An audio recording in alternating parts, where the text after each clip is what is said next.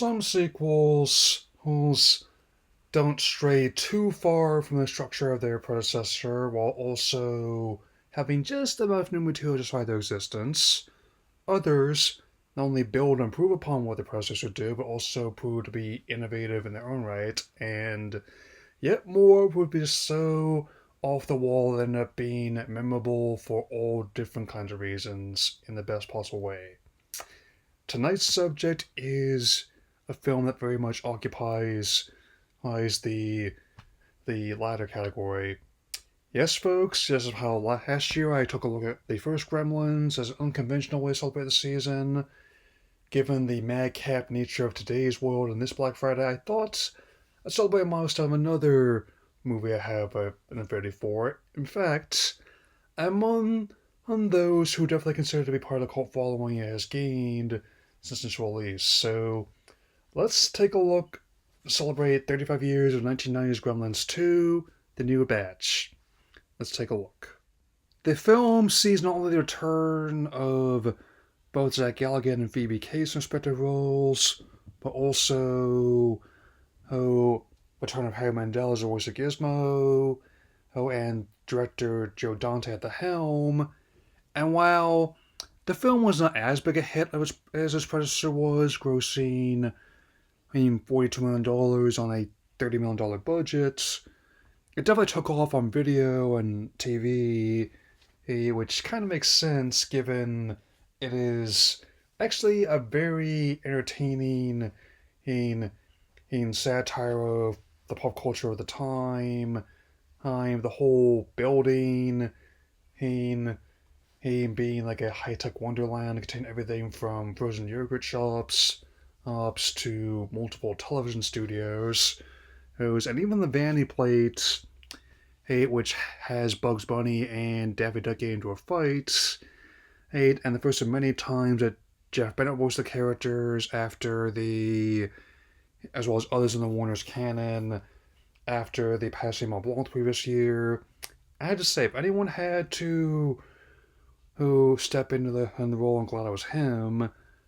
And oh yes, I think another reason why I and others have actually taken to it is that it definitely got on the ground floor what we're going to the defining hallmark of the decade and many ones since, irony. Being fully aware of just how off the wall it is, and even its PG-13 rating is not just comes from the dark humor, but also just how delightfully tongue-in-cheek it is. I mean, it has elements that can be appreciated by a young audience. I first saw this movie especially when I was 8 years old, and older ones, which I've continued to enjoy it in the decades since. I mean, having been watching it for 25 or 35 years it's been around, and of course, it is rife with all sorts of celebrities of the time, and fellow horror icons in supporting roles, such as the late great Christopher Lee as her chief he scientist, Dr. Catheter. I see what it did there. Her. We also, I think of all the cameo parts, I had to say my favorite had to be Leonard Moulton poking fun at his panning of the previous film, as he gets attacked by the monsters. Very much a good sport, where I definitely know a few people that could learn a thing or two about that kind of pressure criticism. Especially like how they lampshade the idea of always being midnight somewhere in response to the whole rule of not feeding them after midnight. I mean, be it Eastern, Central, Mountain, and in my case Pacific time zone, which makes sense. Hence, having multiple TV stations inside the building, and the and those being the major markets you would have to appeal towards, or at least the mainland alone. I would say nothing of how different situations in Alaska and Hawaii.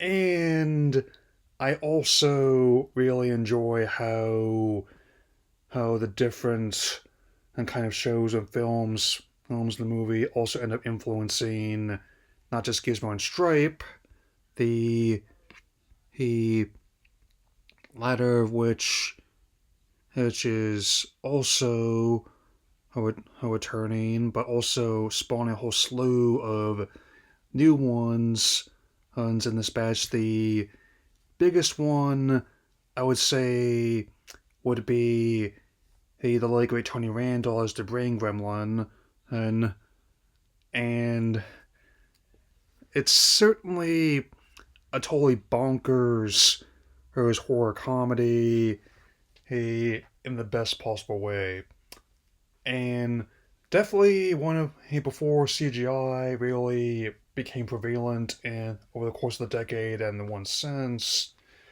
The use of practical or puppetry effects is definitely a in full display here, as well as using traditional animation, and even the whole idea of like the building of Clamp and the idea of them wanting to consume as much as they can, getting everything from real estate to pop culture, is definitely still relevant today on two fronts. I mean, given how the idea of consolidation is even more cutthroat than it was in the 80s and 90s, is like the executive play by one of Dante's regulars and future Voyager EMH, Robert Ricardo, being not that different from some of the people making a play for Warner's right now, and also the idea that they are trying to portray the building as a high tech wonderland, even though everything from like the phone lines to front doors aren't working right.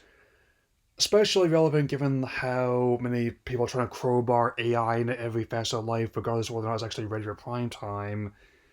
Seriously, I don't ask for a lot in my life for the stage, but just a thought.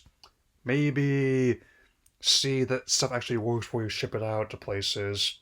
I really appreciate that. And it's definitely a one that has maybe laughed to beat the band for many years.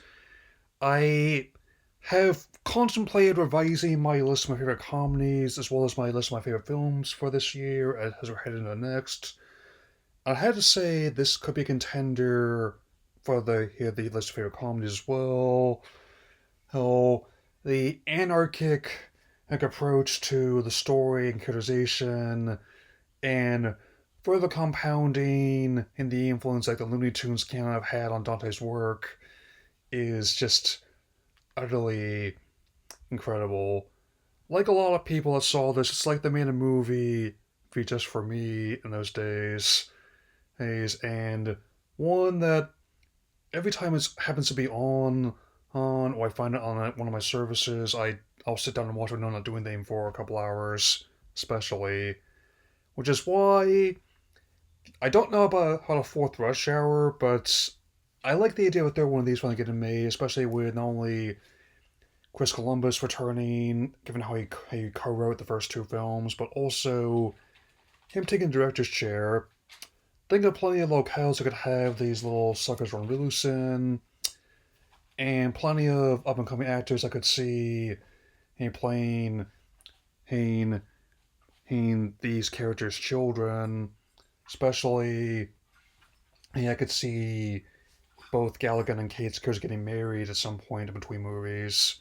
These, of course, I would also want to have the Gremlins themselves being done practically, and with just enough of CG to do some things like remove the stage hands. Like think how they approached the things they've done in the decades since Mad Max Fury Road and Force Awakens, not to follow the mark.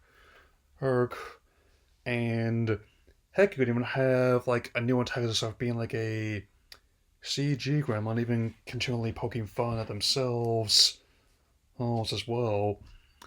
I mean, in a way, a lot of the elements of this film actually have left an impact on me, like them going crazy in the theater as where, I mean, I'll see your chicken jockey and raise you, who a former wrestler just kicked off earlier in the year, and also Gizmo doing his best impression of John Rambo in First World Part 2, the same movie he was watching before the corporate raiders began gentrifying in the city where he was purchased, man. And with that, I am still watching in the first course of the final season of Stranger Things, while also making plans to talk about another Sega game tied to movies of a milestone. So wait to see which one it is, though. That's all for now, and I got a date with the Stripe, so take care, everyone.